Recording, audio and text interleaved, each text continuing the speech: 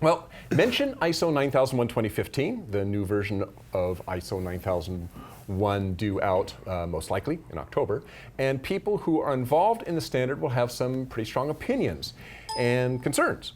And the concerns typically revolve around a few things. At least this is what we keep hearing come up, and that's documentation. How are we, what are we, there's been changes in documentation. What do we do with that?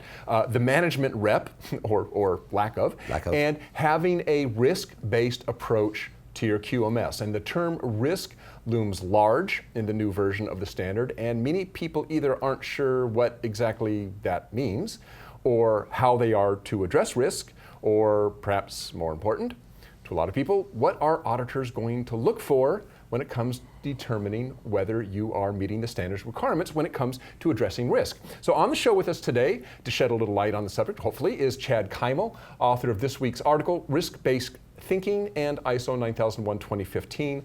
Chad is also Chief Technology Officer and founder of Omnex Incorporated, an international consulting and training organization. Hi, Chad. Welcome back to the show. Hi, Dirk.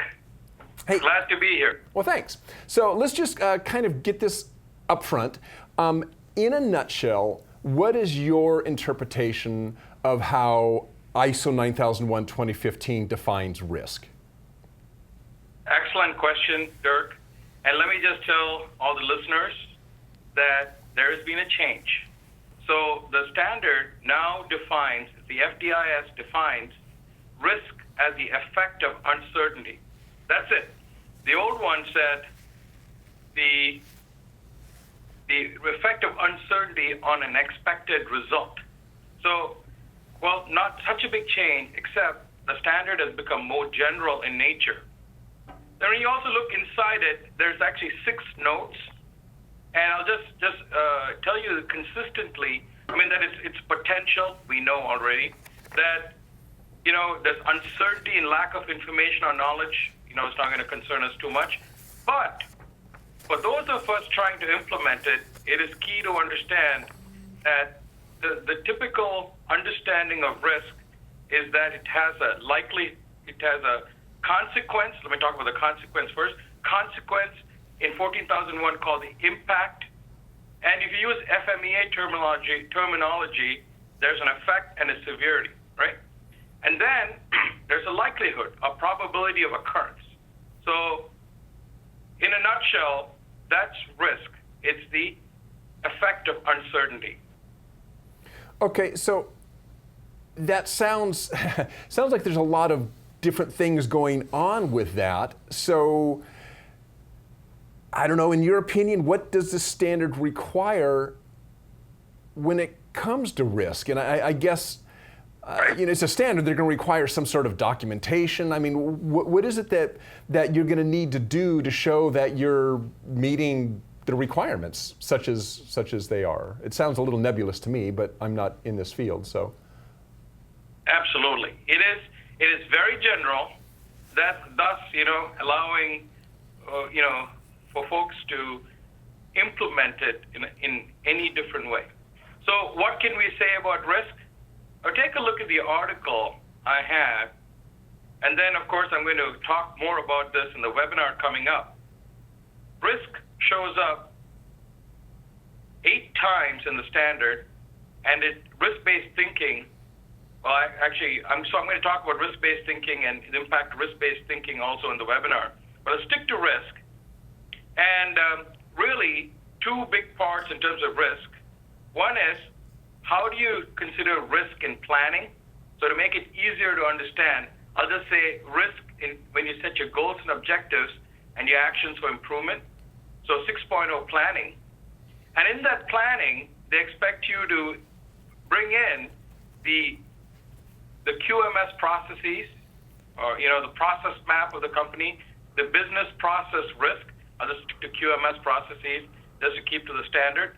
And second, we need to think about the context and the interested parties. So that's going to be the challenge for people in understanding how to bring in the QMS processes, the context, and the interested parties' expectations into the planning when you set, the overall goals and objectives of the company. The second part of it is actually very broad. It's actually in the requirements for 5.1.2, which is customer focus, and it says that risk and opportunities can affect the conformity of products and services. And so, really, wide open for people to interpret, but really, that's all the standard says. Well, I mean, I guess the point I'm getting at is, do we have any idea how auditors might audit a company for its risk approach and assessment? So I mean, if I was a listener out there right now and I'm listening to this, I'm going, okay, so risk, I kind of get what you're saying. Mm-hmm. What in the heck am I going to be showing an auditor? So let me just also say this, Dirk.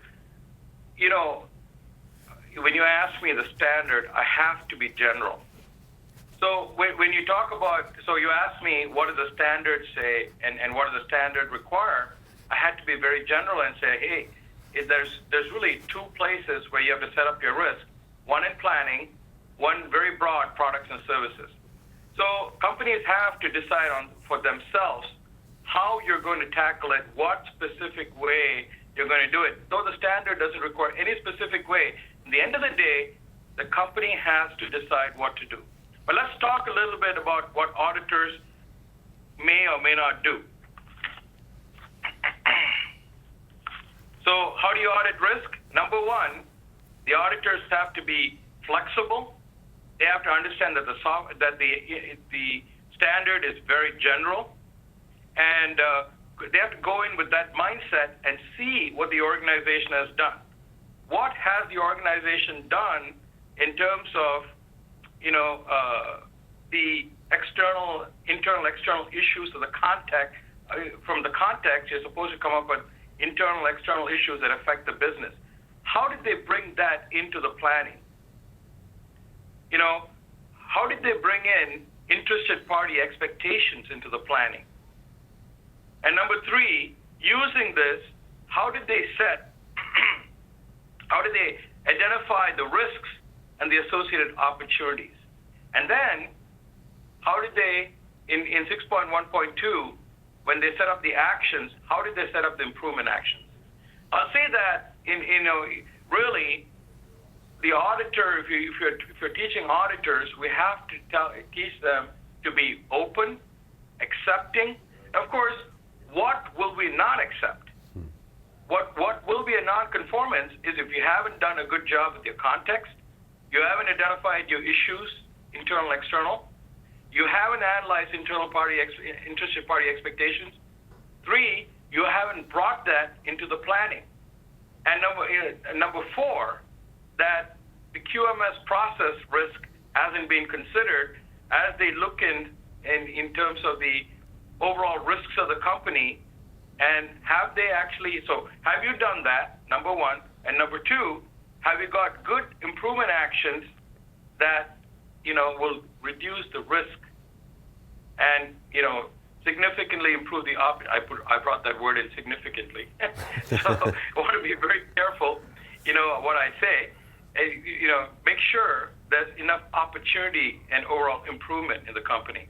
Really, that's what we can say. And, as you can imagine, what we'll do, when I say something general like that, that's really what auditors have to learn.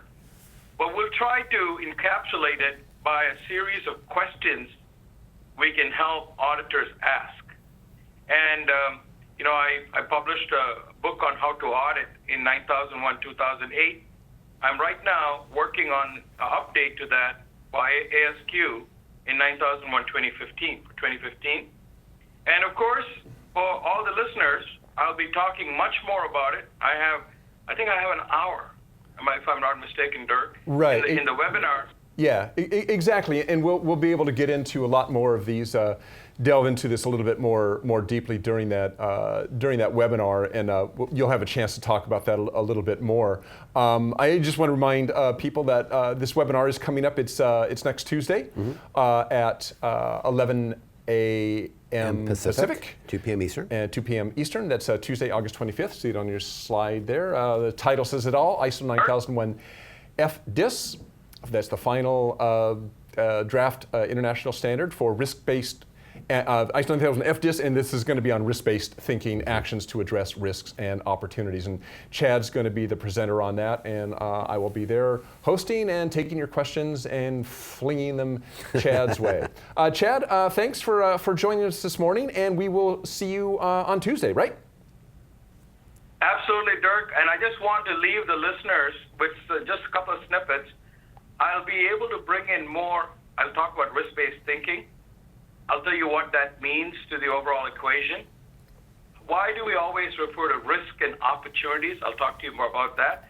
And of course, I would be, if I didn't tell you about specific techniques, I would not be doing, my justice to what we have to do. So all those and more.